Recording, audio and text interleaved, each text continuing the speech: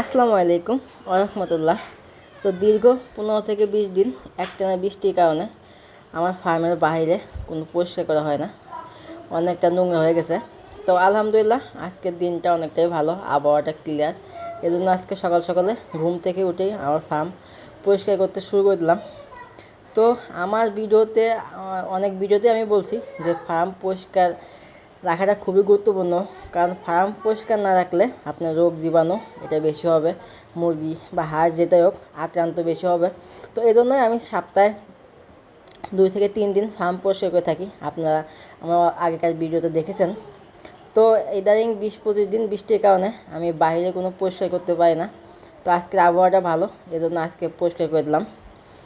তো দেখতেই পাচ্ছেন আমি সুন্দরভাবে ভালোভাবে ঝাড়ু দিয়ে নিয়ে ময়লাগুলো একটা গাবলায় রেখে ওটা বাইরে ফেলে ফেলে দেবো। তো এটা সুন্দরভাবে পরিষ্কার করা হয়ে গেলে আমি একটা ওষুধ দেবো, আপনার এটা হচ্ছে তরল ওষুধ। তো যে ওষুধটা দেবো সেটা হলো পটাশ। এটা খুবই গুরুত্বপূর্ণ একটা ওষুধ।